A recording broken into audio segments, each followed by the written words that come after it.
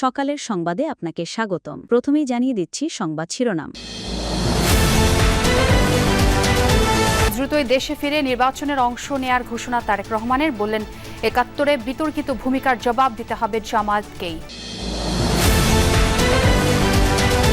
15 অক্টোবরের মধ্যে জুলাই সনদ বাস্তবায়ন প্রক্রিয়া চূড়ান্ত করে প্রতিবেদন দেওয়ার নির্দেশ প্রধান উপদেষ্টার। চলছে রাজনৈতিক দলগুলোর সাথে সংলাপ। বরিশালের ডিসি লেক শত বছরের ঐতিহ্য। লেকের পাড়ে গাছের ছায়ায় সময় কাটে অনেকের, কিন্তু কেউ কেউ শহরের যান্ত্রিকতা কাটিয়ে স্বস্তি খুঁজে পায় যেই প্রকৃতির সান্নিধ্যে। সেখানে সম্প্রতি লেকের পাড়ে দেয়াল নির্মাণ শুরু করেছে প্রশাসন। এনসিপি ও গণ অধিকার পরিষদের একীভূত হওয়া নিয়ে জটিলতা, মূল বিরোধ দলের নাম ও নেতৃত্ব নিয়ে চলতি সপ্তাহে শীর্ষ পর্যায়ে আবারও বৈঠক। এবার শুনবেন বিস্তারিত।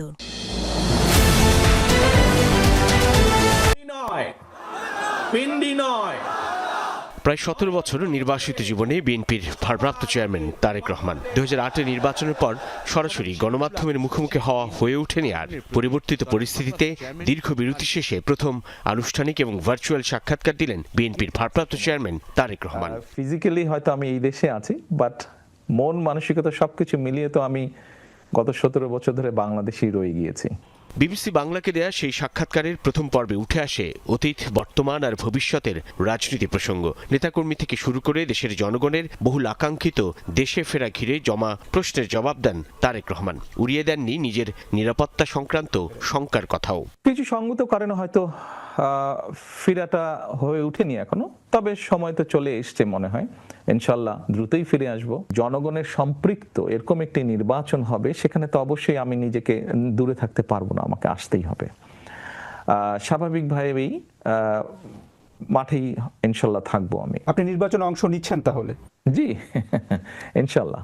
জুলাই অভ্যুত্থানের শুরু থেকে শেষ অবধি নানাভাবে যুক্ত ছিলেন বিএনপির ভারপ্রাপ্ত চেয়ারম্যান। জানান ভার্চুয়ালি যোগাযোগ ছিল আন্দোলনকারীদের সঙ্গে, তবে নিজেকে জুলাই অভ্যুত্থানের মাস্টার মাইন্ড হিসেবে ভাবতে নারাজ তিনি। বলেন প্রতিটি রাজনৈতিক দল বিভিন্নভাবে অবদান রেখেছে এই আন্দোলনে, যার প্রেক্ষাপট তৈরি হয়েছে বহু বছর ধরে।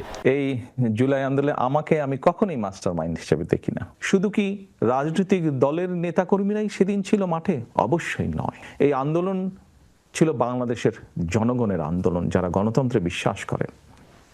এই আন্দোলনের মাস্টার মাইন্ড কোনো দল, কোনো ব্যক্তি নয়। এই আন্দোলনের মাস্টার মাইন্ড বাংলাদেশের গণতান্ত্রিক জনগণ। অন্তর্বর্তী সরকারের প্রতি আস্থা রাখতে চায় বিএনপি। ফেব্রুয়ারিতে নির্বাচনের বিষয়ে সরকার সব রকম উদ্যোগ গ্রহণ করবে বলে আশা প্রকাশ করেন তিনি। আসন্ন নির্বাচন ঘিরে জামায়াত ইসলামী আলাদা জোট করলেও তাতে বিএনপির উদ্বেগের কিছু নেই বলেও মনে করেন তারেক রহমান। প্রতিযোগিতা থাকতেই পারে, প্রতিদ্বন্দ্বিতা থাকতেই পারে, এতে উদ্বেগের কি আছে? স্বৈরাচার যেই হত্যাগুলো করেছে, এর জবাব যেরকম তাদেরকেই দিতে হবে তাদেরটা, ঠিক একইভাবে ৭১ সালে কোনো রাজনৈতিক দল যদি তাদের কোনো বিতর্কিত ভূমিকা থেকে থাকে, তাহলে তাদের জবাব তারাই দিবেন, ওটা তো আর আমি দিতে পারবো না। নিজের অনুপস্থিতিতে ঘর ছাড়া হওয়া ছোট ভাই আরাফাত রহমান কোকোর মৃত্যু, শারীরিক আর মানসিক নির্যাতনে বিএনপি চেয়ারপারসন খালেদা জিয়ার জীবন মৃত্যুর সন্ধিক্ষণে দাঁড়ানোর কথা তুলে ধরেন তারেক রহমান। বলেন এ কেবল একটি পরিবারের চিত্র নয়, গোটা দেশে নিপীড়নের এমন অসংখ্য উদাহরণ রয়েছে। তাই সকল হত্যা, গুম, খুনের বিচারের দাবি জানান তিনি। এই সকল অন্যায়, এই সকল হত্যা, এই সকল নির্যাতনের জন্য যারা দায়ী, যারা এসবের হুকুম দিয়েছে, তাদের প্রত্যেকের বিচার হতে হবে। এটি প্রতিশোধের কোনো বিষয় নয়, এটি ন্যায়ের কথা, এটি আইনের কথা। দল হিসাবে তারা যদি অন্যায় করে থাকে, তাহলে দেশের আইন অনুযায়ী তার বিচার হবে। বিএনপির শাসনামলে দুর্নীতিতে চ্যাম্পিয়ন হওয়ার জন্য পূর্ববর্তী আওয়ামী লীগের শাসনামলকে দায়ী করেন তারেক রহমান। বলেন জনগণ সুযোগ দিলে আইন শৃঙ্খলা পরিস্থিতি নিয়ন্ত্রণে দল ও সরকার আলাদা ভূমিকা রাখবে। পুলিশিং তো রাজনৈতিক দলের কাজ না, পুলিশিং করার দায়িত্ব সরকারের। বিএনপি চেয়ারপারসন খালেদা জিয়ার সুস্থতার উপর তাঁর রাজনীতি কিংবা নির্বাচনে ভূমিকা রাখা নির্ভর করে বলে জানান তারেক রহমান। আর রাজনীতি কখনো উত্তরাধিকার কিংবা পরিবার কেন্দ্রিক নয়, বরং সমর্থন ঘিরে হয় বলে উল্লেখ করেন বিএনপির ভারপ্রাপ্ত চেয়ারম্যান তারেক রহমান। ওনার শারীরিক সক্ষমতা যদি অ্যালাউ করে ওনাকে, নিশ্চয়ই উনি কিছু না কিছু ভূমিকা রাখবেন। প্রক্রিয়া হবে সেটি নিয়ে আলোচনা চলছে এখনো পর্যন্ত, যদিও আমরা জানি যে জুলাই যে সনদ চূড়ান্ত করা হয়েছে সেখানে 11টি ডিসেন্ট রেখে অর্থাৎ আপত্তি রেখে সেই সনদটি করা হয়েছে। তবে সেই সনদের উপরেই মূলত আলোচনা চলছে যে কীভাবে বাস্তবায়ন হবে। এখানে 2টি প্রস্তাব এখন পর্যন্ত আছে। তার আগে আরেকটি বিষয় জানিয়ে রেখে, গণভোটের ব্যাপারে কিন্তু প্রায় সবগুলো দলে কিন্তু একমত। এখানে বিএনপি বলেছে যে জুলাই সনদের বাস্তবায়ন প্রক্রিয়ার জন্য সবে একমত হবে এবং স্বাক্ষর করবে, এবং তারপর 106 অনুচ্ছেদ অর্থাৎ সুপ্রিম কোর্টের আপিল বিভাগের মতামত নেওয়া হবে এই বিষয়ে, এবং যে এই বিষয়ে কোনো রকম গণভোট নেওয়া যায় কিনা। তখন সুপ্রিম কোর্টের মতামতের ভিত্তিতে সরকার একটি গেজেট প্রকাশ করবে, যেহেতু গেজেটে গেজেট প্রকাশ করে তারপর হচ্ছে গণভোটের আয়োজন করা যায়। এটি হচ্ছে জুলাই সনদ বাস্তবায়নের কি প্রক্রিয়া, যেটি বিএনপির প্রস্তাব। কিন্তু জামাতের পক্ষ থেকে যে প্রস্তাবটি দেওয়া হয়েছে বলেছেন যে, প্রথমত বিএনপির প্রস্তাবের পক্ষে তারা বলেছেন যে এতে করে আসলে যদি সুপ্রিম কোর্টের 106 মতামত নেওয়া হয়, সেক্ষেত্রে পরবর্তীতে কিন্তু এই মতামতটি চ্যালেঞ্জের মুখে পড়তে পারে। সুপ্রিম কোর্টের স্বয়ং এই চ্যালেঞ্জের মুখে পড়তে পারে, যে কেউ হাইকোর্টের রিট করতে, সুপ্রিম কোর্ট একটা অস্বস্তিকর বিপদকর অবস্থার মধ্যে পড়ে যেতে পারে। সুতরাং তাদের প্রস্তাব হচ্ছে যে একটি সংবিধান আদেশ জারি করে বাস্তবায়ন প্রক্রিয়া, যে এই প্রক্রিয়ায় বাস্তবায়ন করা হবে, সংবিধান আদেশ জারি করা হবে এবং এই সংবিধান আদেশটি গণভোটের মাধ্যমে সাধারণ জনগণের অনুমোদন অর্থাৎ নেওয়া হবে। সেক্ষেত্রে দেখা গেল যে পরবর্তীতে নির্বাচিত যে সংসদে আসবে, সেই নির্বাচিত সংসদে এসে এইটি বৈধতা দেওয়া হবে এবং বাধ্যবাধকতাও থাকবে যে এই জুলাই সনদ বাস্তবায়ন করতে হবে। মূলত এই 2টি প্রস্তাবের উপরেই কিন্তু আলোচনা বিতর্ক চলছে। দেখা যাক, 2 দিন বৈঠক হবে আজকে এবং 7 তারিখ বৈঠক। বরিশালের ডিসি লেক শত বছরের ঐতিহ্য। লেকের পাড়ে গাছের ছায়ায় সময় কাটে অনেকের, কিন্তু কেউ কেউ শহরের যান্ত্রিকতা কাটিয়ে স্বস্তি খুঁজে পায় যেই প্রকৃতির সান্নিধ্যে, সেখানে সম্প্রতি লেকের পাড়ে দেয়াল নির্মাণ শুরু করেছে প্রশাসন, যার প্রতিবাদে সোচ্চার বরিশালবাসী হয়েছে মামলাও। জেলা প্রশাসন বলছে, লেকটিকে কেন্দ্র করে যে অসামাজিকতা চলছে তা প্রতিরোধে ব্যবস্থা নেওয়া হচ্ছে মাত্র। 1896 সালে বরিশালের ঐতিহ্যবাহী বেলস পার্ক নির্মাণ করতে গিয়ে পাশেই তৈরি করা হয় একটি জলাশয়। কালের বিবর্তনে সেই জলাশয়টি পরিচিতি পেয়েছে ডিসি লেক হিসেবে। নগরবাসীর কাছে বিনোদনের অন্যতম কেন্দ্র এটি। লেকের স্বচ্ছ পানি, দক্ষিণা বাতাস আর শতবর্ষী গাছের ছায়া, প্রকৃতির এমন সৌন্দর্য যে কাউকে মুগ্ধ করে। তবে সম্প্রতি লেকটি কংক্রিটের দেয়ালে আবদ্ধ করার কাজ শুরু করেছে নগর ও জেলা প্রশাসন। এ নিয়ে মিশ্র প্রতিক্রিয়ার সৃষ্টি হয়েছে। এখানে আসে মানুষ যে উপভোগটা করতো সেটা হয়তো আগের মতো করবে না। এখানে একটু বসি, হয়তো বা একটু কথা বলি বা চায়ের আড্ডা থাকে, আসলে ওইটা আসলে মিসিং হয়ে যাবে।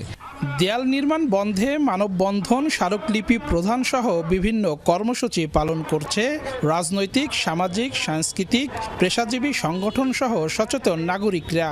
ওয়ালটি করা হচ্ছে, আমরা মনে করি এটা জনগণের স্বার্থের পরিপন্থী একটি কাজ। শহরে মানুষ ইট পাথরের মধ্যে থাকে, সেখানে যদি প্রকৃতির ছোঁয়া না থাকে তাহলে শহরের মানুষ তো জীবনযাপন করতে পারবে না। কোনো সমস্যা হলে প্রশাসন দেখবে, পাহারা দেবে। ওটা বেড়া দেবে কেন? জলাশয় উন্মুক্ত থাকতে হয়, এটা পরিবেশের কথা। জেলা প্রশাসক বলছেন, রাতের অন্ধকারে লেকের আশেপাশে চুরি, ছিনতাই, মাদক ও অসামাজিক কার্যকলাপ বেড়েই চলছে। তাই লেক এলাকায় অপকর্ম ঠেকাতে উদ্যোগ গ্রহণ করা হয়েছে। জাস্ট ফেন্সিং করার জন্য যেটুকু মানে ইট গাঁথনি দরকার সেটুকু দিচ্ছে, ওয়াল হচ্ছে না। এটা একটা ভুল তথ্য, ওয়াল হচ্ছে না। রাতের বেলা এখানে ছিনতাই হয়, মাদকের একটা আড্ডা হয় এবং এই কিছু অসামাজিক কাজও আমরা দেখি। বিষয়টি গড়িয়েছে আদালত পর্যন্ত। জনস্বার্থে মামলা করেছেন এক আইনজীবী। উনি যে কারণ যেগুলো দেখিয়েছেন সেই কারণগুলো নির্ণয় করে তার ব্যবস্থা নেওয়া উচিত ছিল, কিন্তু উন্মুক্ত জায়গা, জলাশয় ভরাট বা দেওয়াল নির্মাণ ওনার আইনগত অন্যায় করেছেন। মামলায় আনিত অভিযোগ তদন্ত করে কোতোয়ালি থানার ওসিকে প্রতিবেদন দেওয়ার নির্দেশ দিয়েছেন আদালত। এই মঞ্চ থেকে শপথ করতে চাই, 24-এর গণ অভ্যুত্থানের নেতৃত্ব দেয়া তরুণদের হাত ধরে জন্ম নেয়া দল জাতীয় নাগরিক পার্টি এনসিপি। তার আগে 2018 সালে কোটা সংস্কারের দাবিতে এমনই এক আন্দোলনে নেতৃত্ব দেয়া তরুণদের দল গণ অধিকার পরিষদ। লক্ষ লক্ষ শিক্ষার্থী রাজপথে আন্দোলন করছে। তরুণদের নেতৃত্ব দেয়া দল দুটি একীভূত হচ্ছে রাজনীতির মাঠে এমন আলোচনা চলছে মাসখানেক ধরে ডাকসুর সাবেক ভিপি নুরুল হক নূর আইন শৃঙ্খলা বাহিনীর হাতে আহত হওয়ার পর থেকেই। এর মধ্যেই হয়েছে একাধিক বৈঠকও, দুই দলের শীর্ষ নেতারাও ইতিবাচক। তবে আলোচনা আটকে যায় বেশ কয়েকটি বিষয় নিয়ে। একীভূত হওয়ার পর দলের নাম, নেতৃত্ব কাঠামো আর সাংগঠনিক অবস্থান নিয়ে হয়নি সিদ্ধান্ত। এ নিয়ে বিভিন্ন সময় গণমাধ্যমে দেয়া নেতাদের বক্তব্য ঘিরেও তৈরি হয় বিভেদ। গণ অধিকার পরিষদ এত দুর্বল দল না যে এনসিপিতে যুক্ত হবে। আমাদের উদারতা এবং আন্তরিকতা ছিল যে আমরা দুটি দল মিলে আমরা বড় একটি নতুন দল হব। এখন যারা মনে করছে যে এই দুটি দলকে আমরা এক করতে দিব না, আমরা মনে করি তারা হাসিনার এজেন্ডা বাস্তবায়ন করছে। 24-এর গণঅভ্যুত্থানে নেতৃত্ব দেয়া তরুণরা চায় একীভূত হলেও দল পরিচালিত হবে এনসিপি নামেই। তবে গণ অধিকার পরিষদের মূল আপত্তির জায়গা এখানেই। আমরা চাই যে এটা নামটা, যেহেতু আমরা নিবন্ধন পেয়েছি, ফলে এনসিপি থাকবে এবং তারা যদি এখানে আসে তাদেরকে কিভাবে সাংগঠনিক কাঠামোর মধ্যে আমরা জায়গা করে দেব, সম্মানজনক পদ সহ, যেহেতু নুরুল হক নূর একটা অন্য দলের প্রধান, সেটা ছেড়ে এখানে আসবেন। তো এই জিনিসগুলো নিয়ে আলোচনা বাকি আছে, এই কারণে আলোচনাটা একটা জায়গায় এসে স্টাক হয়ে গেছে। আলোচনা চলার মাঝখানে কিছু দুষ্টু নেতা, অপরিপক্ক নেতা, তারা সামাজিক যোগাযোগ মাধ্যমে মিডিয়ার সামনে বিভ্রান্তিকর বক্তব্য দিয়েছে এবং এরপরে যেটি হয়েছে যে আমাদের নেতৃবৃন্দ তারা কিন্তু ক্ষুব্ধ। কদিন আগে চিকিৎসা শেষে সিঙ্গাপুর থেকে দেশে ফিরেছেন গণ অধিকার পরিষদের শীর্ষ নেতা নুরুল হক নূর। আর জাতিসংঘের অধিবেশন শেষে দেশে ফিরেছেন এনসিপির সদস্য সচিব আক্তার হোসেনও। দু একদিনের মধ্যে আবারও আলোচনায় বসবেন শীর্ষ নেতারা। হয়তো সপ্তাহখানেকের মধ্যে আবার বসবো, কথা বলবো এবং আমি আশাবাদী যে এই দুটি তারুণ্যের শক্তি আজ হোক, কাল হোক বা ভবিষ্যতে হোক, তারা এক জায়গায় আসবে। আলোচনাটা এগিয়ে নিচ্ছি। আমার ধারণা যে আমরা এই মাসের মধ্যে এটার একটা পরিণতি